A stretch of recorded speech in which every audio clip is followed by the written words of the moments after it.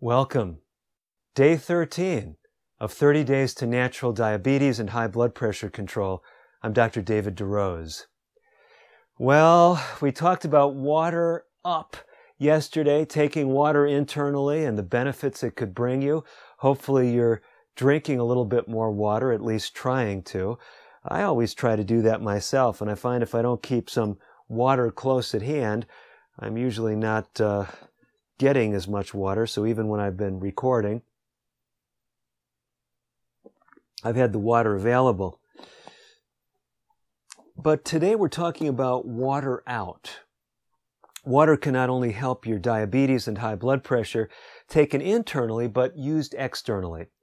I was reminded of this, well, by a patient. We'll call him Carlos. Carlos had been going through an intensive program that I was helping to run, and he came up to me.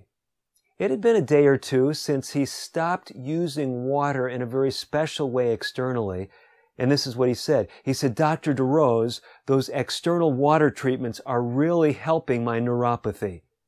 I skipped a few days, and I'm worse." What was Carlos talking about? He was talking about something called contrast hydrotherapy. We've used this over the years in people who have diabetic nerve problems. They'll sometimes have numbness, other times tingling, burning sensations. Often starts in their feet, works its way up their feet to the ankles, then higher up into the legs.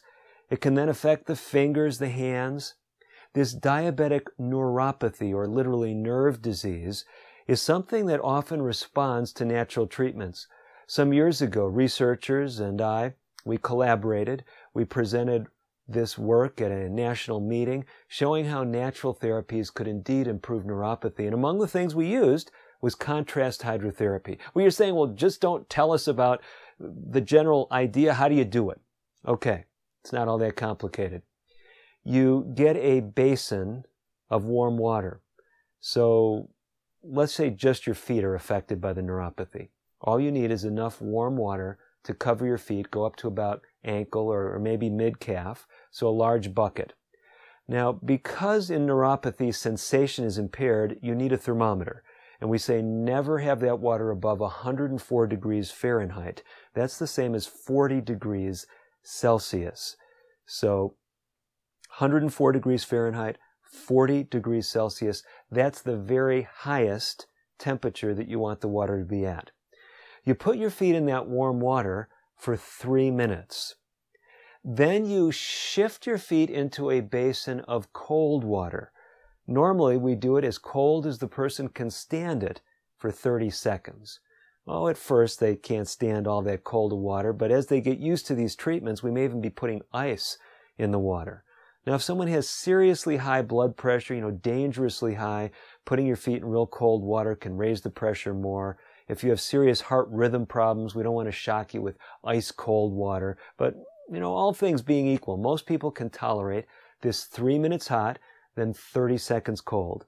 We actually repeat that for 5 cycles. So each cycle begins with hot and ends with cold. So if you do the math, it takes about 20 minutes, 18 and a half minutes if you're being real precise, to do that treatment. And what we and others have found, it can significantly improve diabetic neuropathy. You say, well, I've got high blood pressure. This is a program for diabetes, but also for high blood pressure. How do external uses of water help me? Well, they can help you to avoid a common class of drugs that raise blood pressure.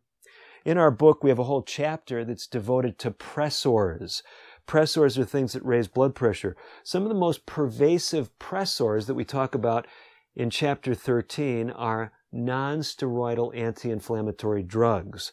Now, I know that's a mouthful. You've probably heard the term by now, but if you haven't, it includes things like ibuprofen, naproxen, meloxicam, celecoxib.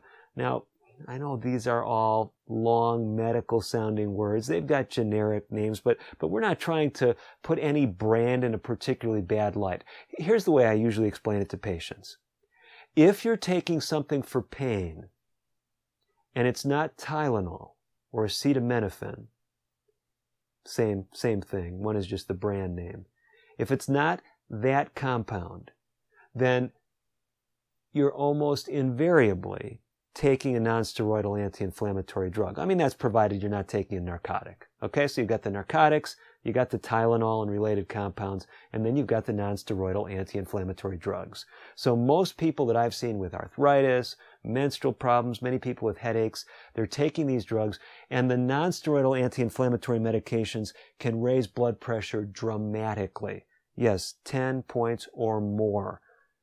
So here's what you do. You use water treatments. The contrast treatments can help with joint problems. Ice can help with acute injuries, helping you to avoid those non-steroidal anti-inflammatory drugs. And for a bad headache, many people find a hot foot bath. Again, keep the water temperature at 104 or below, and just get your feet really warmed up, wrap yourself up, maybe put some ice on your neck and your head, and that can break a bad headache. External use of water.